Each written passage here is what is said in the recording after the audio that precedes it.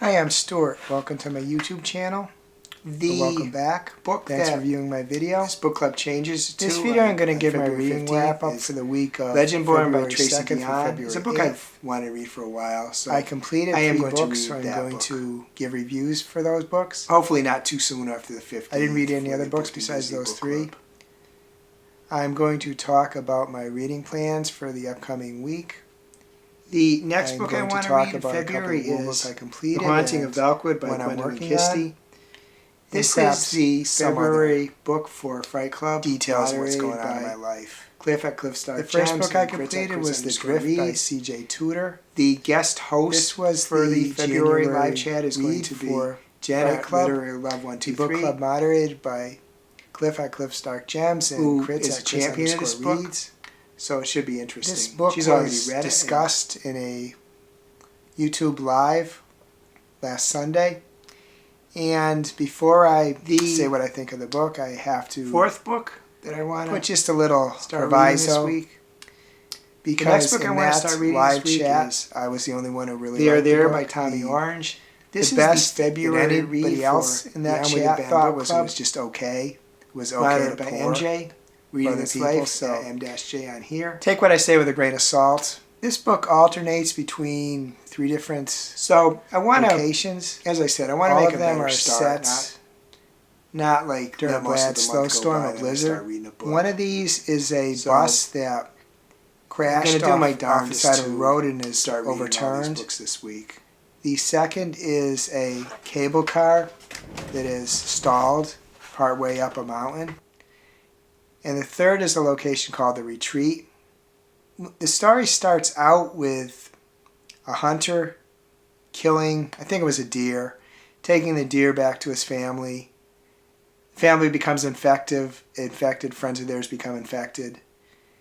And then it goes to these other 3 locations I mentioned, some later period. We learn quickly that there is a virus ravaging the world, and the authorities sometimes take rather extreme measures to contain this virus and try to cure it, or if not cure it, at least keep it at bay.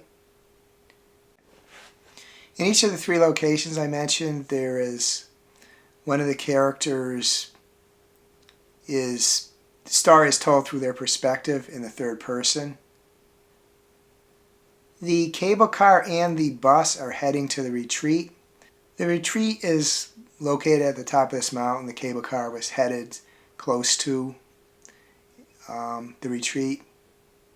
We learn that society's decayed. This, as I said, some organization taking extreme means to try to contain this virus.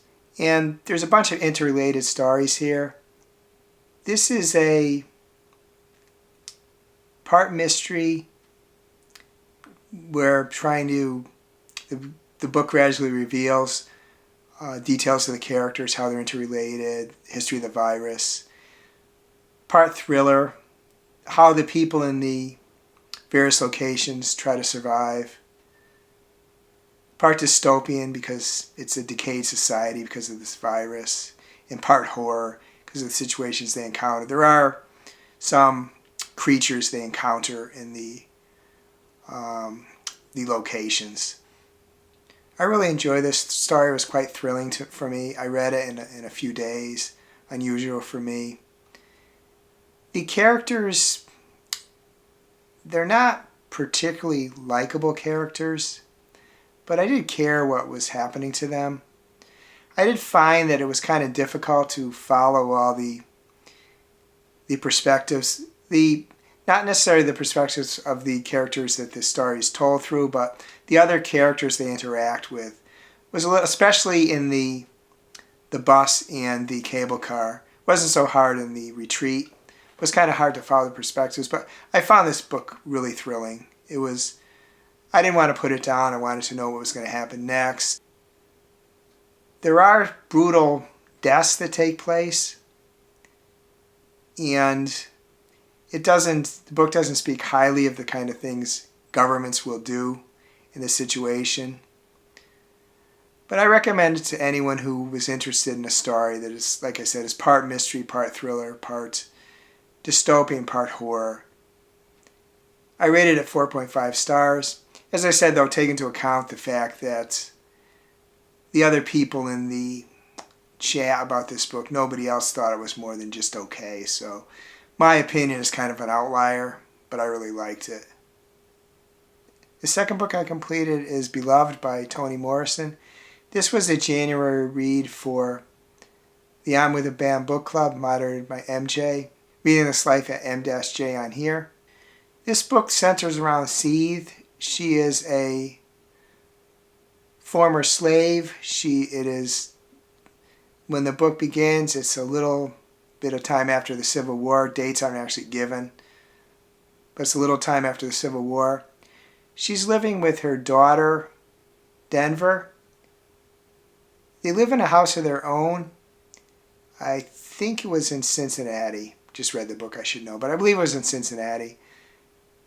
They're shunned by the residents of this town, not just the white people because they're black, but they're shunned by the other black people too.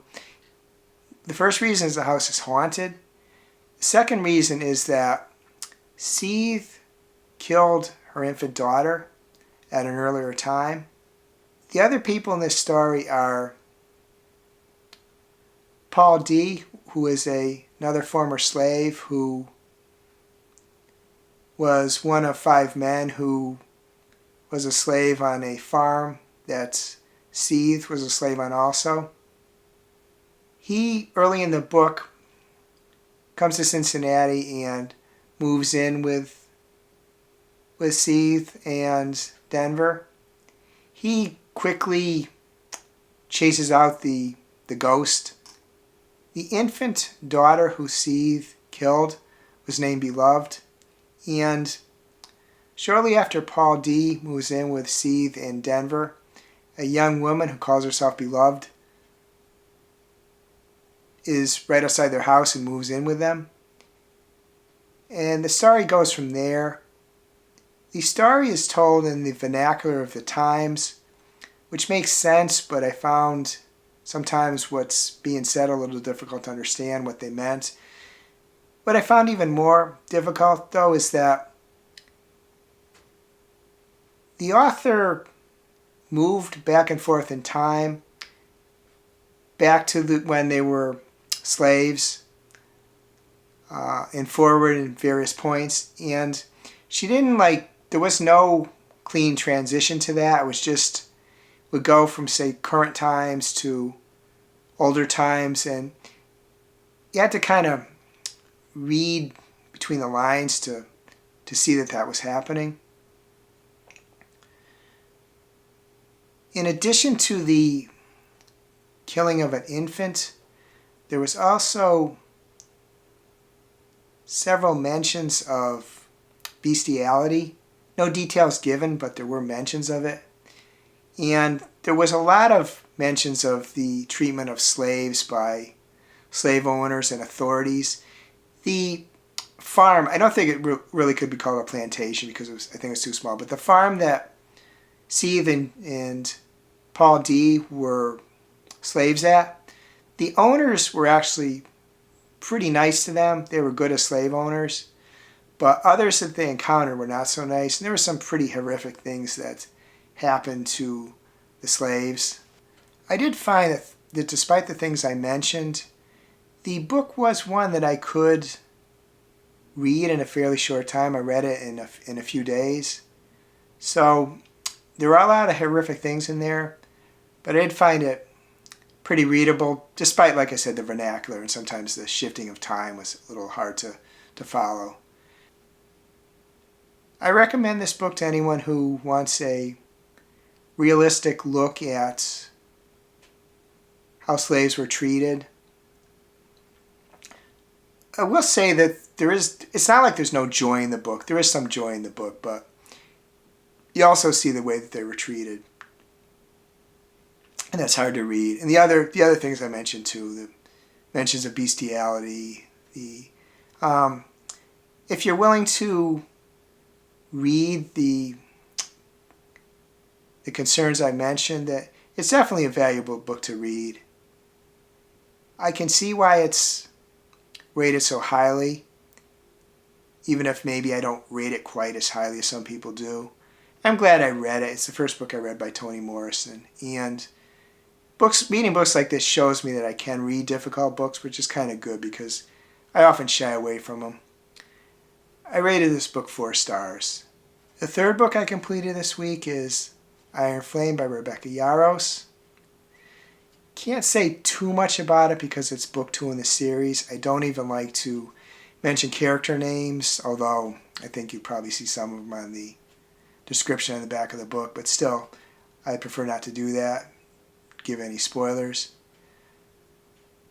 In this book, we start at year 2 at the Basgiath War College. The cadets who completed year 1 in Fourth Wing are now in year 2 here, the ones that survived. We are introduced to some new characters. There is some treachery involved. Learn a lot about things that happen. Things weren't always the way what the cadets were told. There are some battles. There are some spicy scenes in this one, somewhat, kind of graphic. The concerns about this book I want to mention are the same that I had in Fourth Wing. There are the spicy scenes, and they're quite graphic, and I know that's not to everybody's taste. There are some plot holes in the world building. You will, if you read this book, kind of shake your head and wonder about some of the things that happened. And it is somewhat confusingly written. It's hard for me to describe what I mean by that, but it's just that I find myself needing to, or wanting to anyway, to try to reread stuff to try to understand what happens, why this happened, because everything doesn't necessarily make sense. The first 2, the spicy scenes and the holes in world building, don't bother me. The fact that the writing's a little confusing bothers me a little more, but it's really not a hindrance. I try to avoid rereading stuff as much as possible. Just read it. If stuff doesn't totally make sense, that's okay. This book is, like the first one to me, very thrilling. Things keep happening. I want to keep reading, trying to find out what happens to the characters. Are they safe? There are characters that you come to like that gets killed in a book like this. I should not fail to mention the dragons, because we get to know the dragons more too. And the dragons are characters in their own right. To many, I think the dragons are the best parts of these books. And it's interesting seeing the humans and the dragons interact. I recommend this book to anyone who wants to read a really good romantasy. Take into account the issues I mentioned. If you're someone who wants to fully understand, say, the magic systems or something like that, this would kind of be difficult like that because I don't always understand what's going on. But to me, this is a really thrilling book, and there's a couple of booktubers I've seen who I trust their opinions greatly.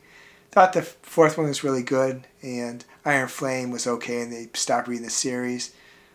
I, however, found this book just as good as Fourth Wing. I rated it a 4.5. It's quite an enjoyable book to me, as long as a person takes into account the things I said. It's not for everybody. I just want to give my tentative plans for the upcoming week. They all involve book clubs. I want to do a better job at reading books according to a better schedule instead of pushing it to the end of the month or even a little beyond.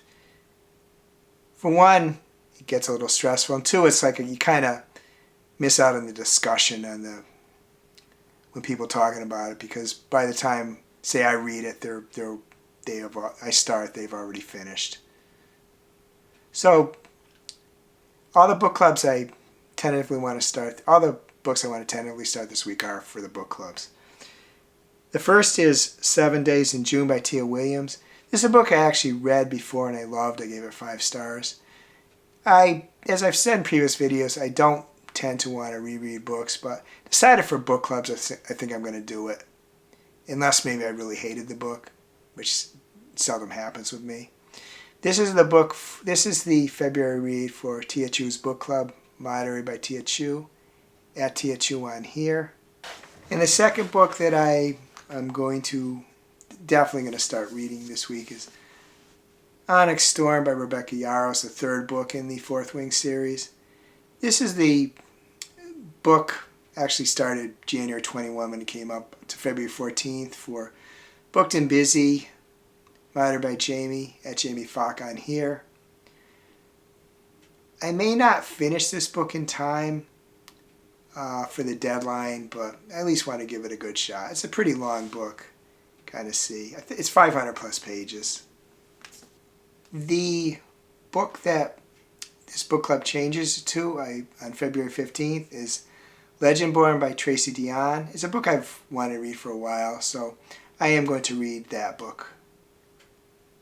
Hopefully not too soon after the 15th for the Booked and Busy book club. The next book I want to read in February is The Haunting of Velkwood by Gwendolyn Kiste. This is the February book for Fright Club, moderated by Cliff at Cliff Stark Gems and Kritz at Kritz_reads.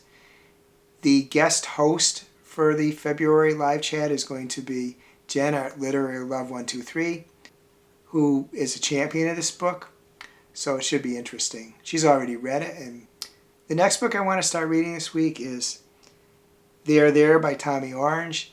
This is the February read for the I'm With a Band book club, moderated by MJ, Reading This Life at M-J on here. So I want to, as I said, I want to make a better start, not like let most of the month go by, then I start reading a book. So I'm going to do my darndest to start reading all these books this week. Now I just want to talk about a couple of Wobbles I completed. Actually, a couple of Wobble sets I completed. The first are Pyrus and Lee, the pairs. These are the first pattern I did out of the Wobbles book.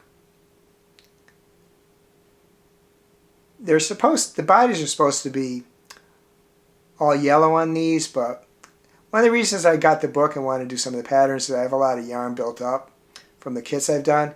So once I went out of yellow, I first went to orange, then went to tan, because those are pretty close. I think these came out pretty well. I'm quite happy with them. The second set of Wobbles I completed this week is the Tiny Skis. This was day 6 of the Wobbles Advent Calendar. Show just like, here's like, this one's a ski and this one's a ski pole. They frankly didn't come out all that well. I struggled doing them for a couple reasons. One, my old eyes can't see the black yarn that well, so it makes it hard to work with. The other thing is my hands tended to cramp up working with these small parts a long time. With most of the Wobbles, you do make small parts, but the main part is the body, and that's easier to work with. So I'm glad I got them done, but I'm not crazy about the results. And I did start another set of Wobbles this week, and that is Sugar and Snow, 2 peas in a pod. And I just, so far, have completed the peas, their bodies, and put the eyes and stuffed them. These are also from the Wobbles book. Been having a little problem with the internet lately, and so I wasn't able to access the videos. I could on my phone, but I prefer it on my computer, so started working this pattern from the book. Besides the books and the Wobbles, I played a fair amount of Barbie Project Friendship. I completed the main quest and all the side quests, and I got most of the trophies. The remaining trophies are just ones that you think you kind of like go around trying to make sure to collect everything. So I don't think I'll be playing it anymore. A game that on the one hand is pretty simple, but some of the stuff is, they have these mini games which are a little bit complex, which is kind of weird because it's a game designed for kids. And a lot of the trophies I got in the latter part of the game, it's like, 10% of the people get them or whatever, 5%. So I'm not sure that some of the things maybe were designed best for their target audience, but I did enjoy the game and be moving on to something else soon.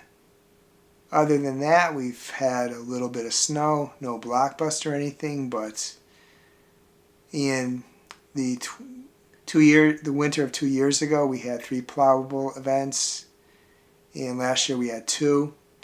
So far we've had 2, which is not an extreme amount, of course, because it's no more than the other 2 years, but we're in a pattern. Supposedly we might be getting some more.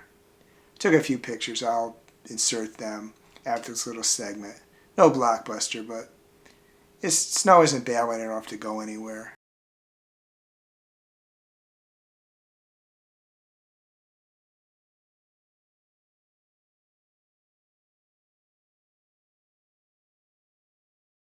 I'd be interested in knowing how your reading week went.